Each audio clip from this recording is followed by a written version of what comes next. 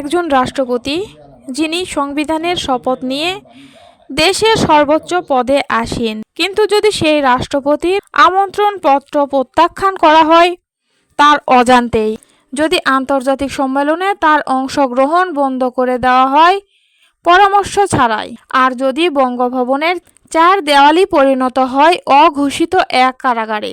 সম্প্রতি এমন বিস্ফোরক অভিযোগ তুলেছেন মহামান্য রাষ্ট্রপতি শিহাবুদ্দিন। দৈনিক কালের কণ্ঠকে দেওয়া একান্ত সাক্ষাৎকারে উঠে এসেছে অন্তর্বর্তী সরকারের সময়কার নানা চাঞ্চল্যকর তথ্য। আজ আমরা জানব কি ঘটেছিল সেই 18 মাসে, কেন আটকে দেওয়া হয়েছিল রাষ্ট্রপতির বিদেশ সফর, আর এর পিছনে কী ছিল রাজনৈতিক উদ্দেশ্য। রাষ্ট্রপতির অভিযোগে অন্তর্বর্তীকালীন সরকারের সময় একাধিক রাষ্ট্রীয় প্রোটোকল লঙ্ঘন করা হয়েছিল। তার ভাষায়, বঙ্গভবন থেকে দেশ বিদেশের গুরুত্বপূর্ণ প্রতিষ্ঠানে এমন কিছু চিঠি পাঠানো হয়েছিল যা তার অনুমতি ছাড়াই তৈরি বা প্রেরণ করা হয়। কিছু চিঠিতে লেখা ছিল, রাষ্ট্রপতি রাষ্ট্রীয় কাজে ব্যস্ত। আবার কোথাও বলা হয়েছে এবছর রাষ্ট্রীয় সফরে যেতে ইচ্ছুক নন মহামান্য। কিন্তু রাষ্ট্রপতির দাবি এই বক্তব্যগুলো কোনোটিই তার নয়। তার সঙ্গে কোনো পরামর্শ করে নেওয়া হয়নি, জানানোও হয়নি। তিনি বলেন, চিঠি পাঠানোর পর আমরা জানতে পারি কি লেখা হয়েছে, আগে আমাকে জানানো হয়নি। এ প্রশ্ন উঠেছে, রাষ্ট্রপতি অনুমতি ছাড়া কি এই ধরনের সিদ্ধান্ত নেওয়া যায়?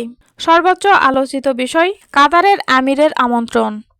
রাষ্ট্রপতির ভাষ্যমতে কাতারের আমির তাকে একটি গুরুত্বপূর্ণ আন্তর্জাতিক কি বক্তব্য দেওয়ার জন্য আমন্ত্রণ জানায়। সেখানে বক্তব্য রাখার সুযোগ ছিল কেবল রাষ্ট্রপ্রধানদের, কিন্তু রাষ্ট্রপতির অভিযোগ তার সঙ্গে কোনো আলোচনা না করেই ওই আমন্ত্রণ প্রত্যাখ্যান করা হয়। চিঠিতে জানানো হয় রাষ্ট্রপতি রাষ্ট্রীয় কাজে ব্যস্ত, তাই অংশ নিতে পারছেন না। রাষ্ট্রপতি বলেন তাকে এ বিষয়ে কোনো কিছুই জানানো হয়নি।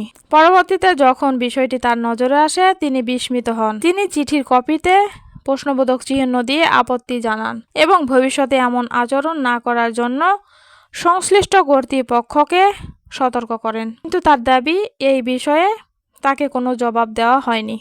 শুধু বিদেশ সফর নয়, দেশের ভেতরে নানা অনুষ্ঠানে অংশগ্রহণে বাধা দেওয়া হয়েছে বলে অভিযোগ করেন রাষ্ট্রপতি। বিশেষ করে বিশ্ববিদ্যালয় সমাবর্তন অনুষ্ঠান।